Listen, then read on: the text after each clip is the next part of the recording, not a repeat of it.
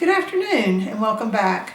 My last video was about doing Gothic binding, which used wooden boards, and when I got through playing around with that, my husband had all these other interesting woods in his shop and I wanted to do something kind of different, so I went back to my 2-needle Ethiopian Coptic stitch type binding to display these beautiful woods. And the first one I did was this one, which is lace wood, and you can see the pairs of sewing here, and then there's Coptic end bands.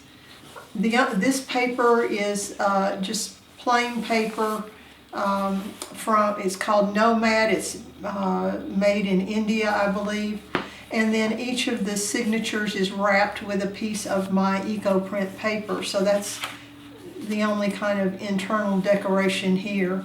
And I think I'll probably use this as a planning book for future books because I like to take notes, and that paper is really good for drawing and writing on. This one is in walnut, and my husband took a class with a wood turner named Graham Priddle, and it was about turning bowls and or things like eggs and then burning decoration into them and adding color.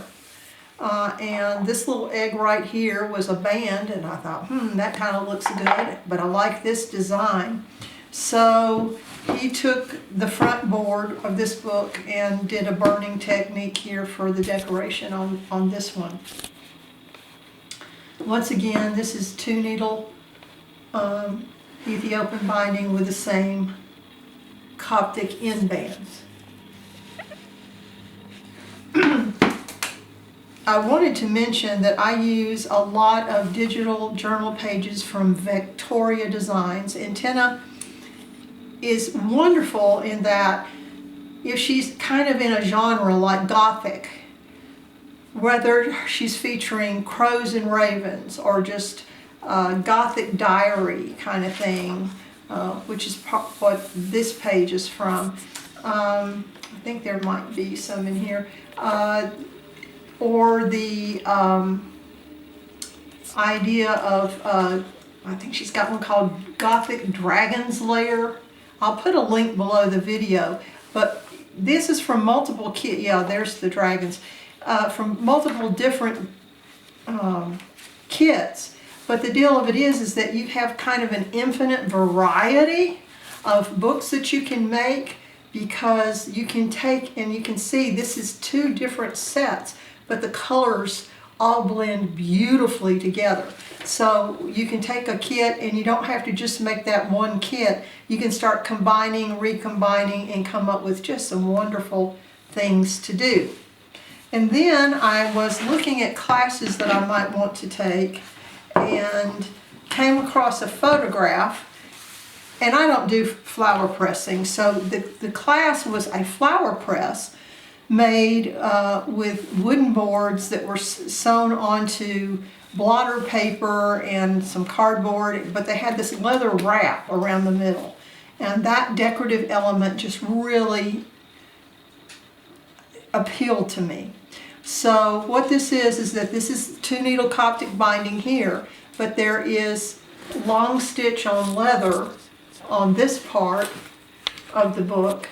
And actually what I did is that I worked out my pattern for the long stitch, and I don't know how well that shows up, but I worked out the pattern for the long stitches, and using a 1mm Japanese screw punch, I punched all the holes in the leather for the long stitch, and I sewed the individual signatures to this piece of leather as the first thing that I did. And then I went back and sewed the 2-needle Coptic to firm up the text block and to attach the boards. And just to kind of give you an idea of what is going on, because it's hard to see once it's all sewn. This is my next book, which I'll be showing a video here pretty soon. This is beautiful bird's eye maple. I don't know if you can see all the chatoyance and with this, but it's just absolutely gorgeous wood. But with this, you work out a pattern. I do a similar thing that I did with this, with the pattern for these spots. And then the ends here, which will take the Coptic end band, are all drilled straight through. And in addition, the one closest to the spine edge comes out in the middle of the cover. I hope you can see that.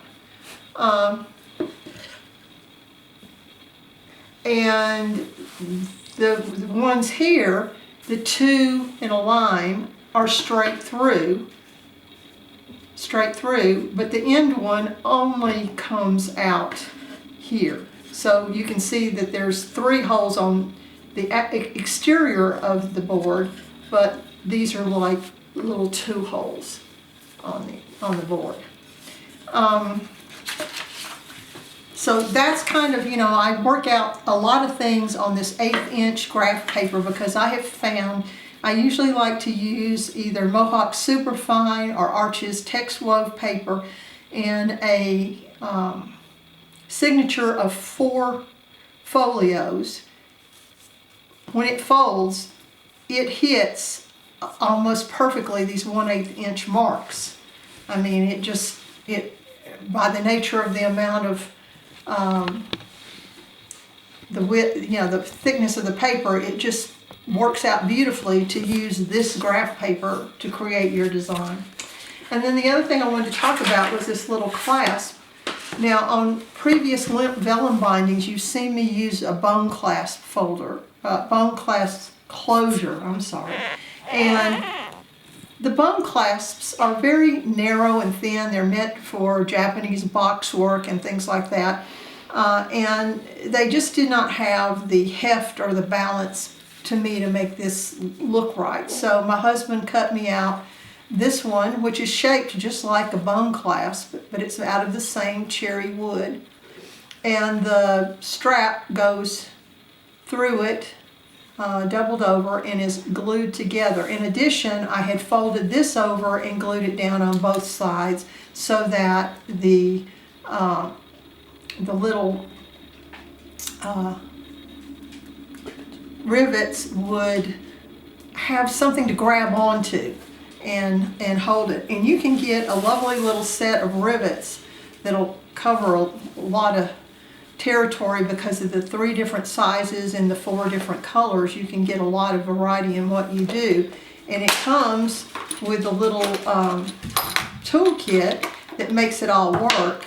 And that includes this little tool for cutting the holes. And then it has this little cupped edge here on this side, and 2 sizes of cups on this side, depending on which rivet that you choose.